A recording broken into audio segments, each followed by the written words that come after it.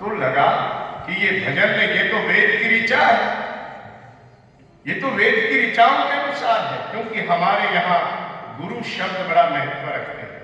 कोई व्यक्ति कहीं से भी जुड़ा हो, चाहे गुरु रविदास जी से जुड़ा हो, चाहे गुरु नानक देव जी से जुड़ा हो, चाहे गुरु जम्भेश्वर जी से जुड़े हो, चाहे भगवान परशुराम जी से जुड़े हो, सप्त ऋषियों से और त्रिदेव से कहीं भी जुड़े हो, गुरु का बड़ा महत्व है। सज्जनों, जब हम वास्तव में गुरु की शिक्षा अनुसार जीवन व्यापन करेंगे तो जिन पदों को, जिन मानबिंदुओं को, जिन उद्देश्यों को लेकर के राष्ट्रीय स्वयंसेवक संघ चल रहा है, ये सभी शिक्षा हमारे गुरुओं के वचनों में सुनने को मिलती थी। रामायण की महिमा क्यों है? क्योंकि राम भगवान की मर्यादा, राम जी के जीवन में आपने तुलसीकृत रामायण पढ़ी होगी। हम लोग सज्जनों बहुत दिन तक ये देश गुलाम रहा है। कितने दिन तक मुगलों का शासन रहा? 200 वर्ष तक लगभग अंग्रेजों का शासन रहा। हमारे धर्म शास्त्रों के साथ कई बार छेड़छाड़ हुई है। इसलिए जो बात सनातन के विरुद्ध हो, हमारी आत्मा स्वीकार नहीं करती हो, जो बातें, जो विवरण जो हमारे ऊपर थोप दिया गया हो, जो दोहा, जो चौपाई, जो शोर था, तो समझ लेना कि ये सब मिलावट किया गया है। और उस मिलावट वाली चीज को, मिलावट वाली पंक्ति को, मिलावट वाले दोहे को, मिलावट वाली चौपाई को, मिलावट वाले मंत्र को, मिलावट वाले संदेश को दूर करके पढ़ना चाहिए। वाल्मीकि रामायण में एक प्रसंग आता है, उसमें लिख दिया कि भगवान राम ने लक्ष्मण से पूछा कि काले मृग का मांस कैसा लगा, और लक्ष्मण जी वर्णन करते हैं, लक्ष्मण जी पूछते तो भगवान राम वर्णन करते हैं। सीधी सी बात हो गई, जो भगवान राम पूर्ण रूप से शाकाहारी जिनका जीवन रहा हो, मातृ पितृ भक्त भगवान राम रहे हो, सनातन का संदेश देने वाला जिनका जीवन रहा हो, और गौ, गंगा, गायत्री और गुरु को मानने वाले ऐसे भगवान राम, और कहा मांस मीठी का जिक्र, ये जो संदेश है, ये जो पंक्ति है, ये मिलावट की गई है। इसलिए उस चीज को हमें स्वीकार नहीं करना है। आप ये चाहो कि नहीं, ऐसा नहीं हो सकता, बिल्कुल हो सकता।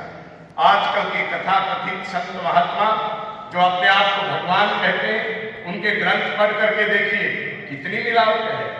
जो 40-50 वर्षों में इतनी मिलावट कर सकते हैं, तो 700 वर्षों में कितनी मिलावट हुई होगी, ये व्यक्ति को समझना चाहिए।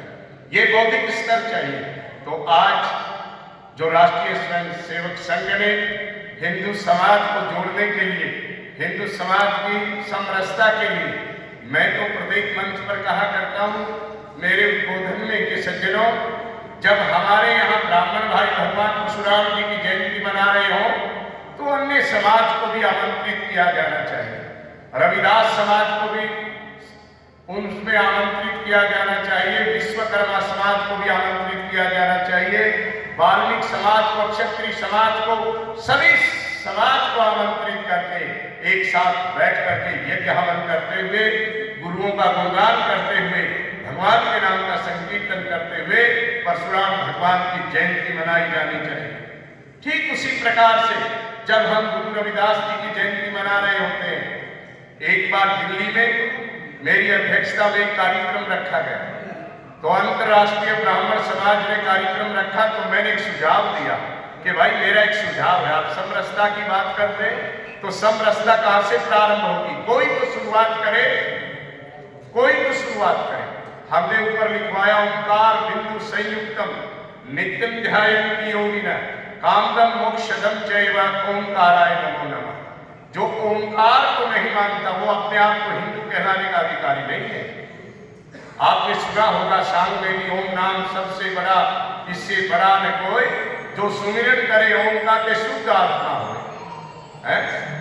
वहां ओम के स्थान पर कोई और नाम सुना आपने कि जो उस नाम का ओम सुमिरन करे, जो उस नाम का सुमिरन करे, जो उस नाम का सुमिरन करे ना, या तो राम का नाम, परंतु जहां ओंकार का जिक्र आता है, प्रसंग आता है, तो वहां राम का नाम भी ओंकार से ऊपर नहीं माना जाता।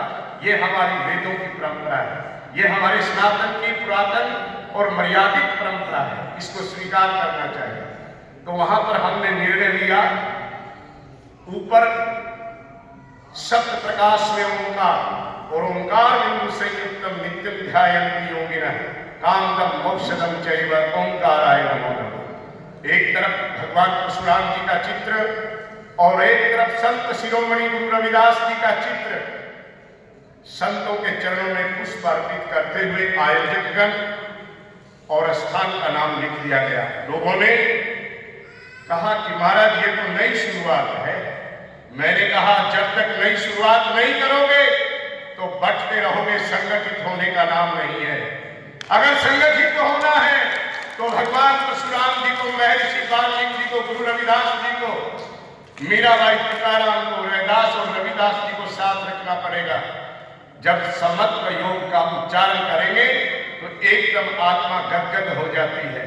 तुझ में राम, मुझ में राम, सब में राम समाया है, सबसे कर लो प्रीत, जगत में कोई नहीं पराया है। परंतु शुरुआत कौन करे? मैंने तो शुरुआत कर दी।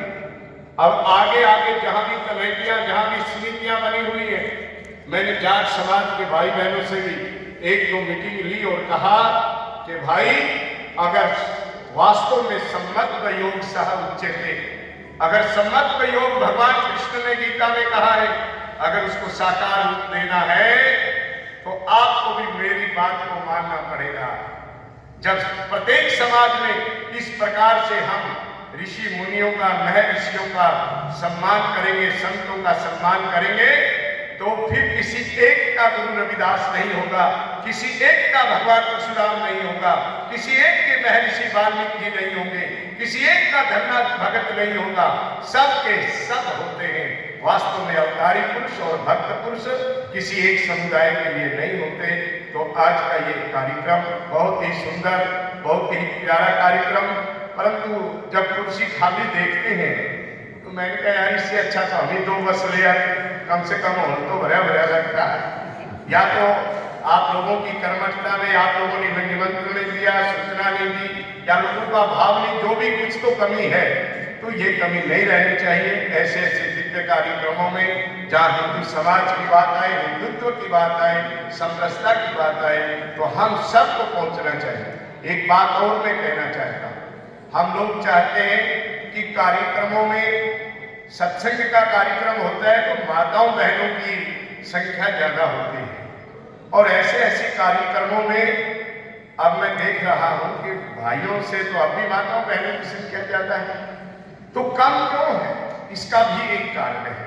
वो कारण वो भी मैं प्राय करके बोलता हूं सब जगह कि भाई आप लोग कार्यक्रम में जाते हैं, आप लोग पदाधिकारी हैं, आप लोग गांव के ही हैं और बहुत दूर कोई घर नहीं है, और सनातन का कार्य है, हिंदू धर्म का कार्य है, तो आपके घरों में भी तो माताएं, बहनें, भाई सभी तो है ना। तो अपने घर से ये शुरुआत करें। जब सनातन का, हिंदू धर्म का कोई कार्यक्रम हो तो अपने परिवार वालों को भी, अपनी धर्मपत्नी को भी, अपने पुत्र पुत्रियों को भी, और अपने बड़े बूढ़ों को भी, माँ को भी, दादी को भी, सबको साथ लेकर के पहुंचना चाहिए।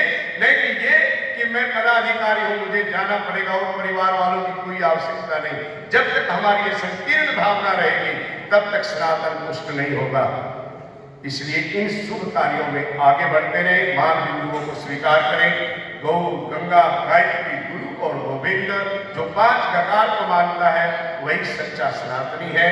अपने आप गर्व से कहो मैं हिंदू हूँ, गर्व से कहो मैं सनातनी हूँ, गर्व से कहो कि हमारा सबका भाईचारा है।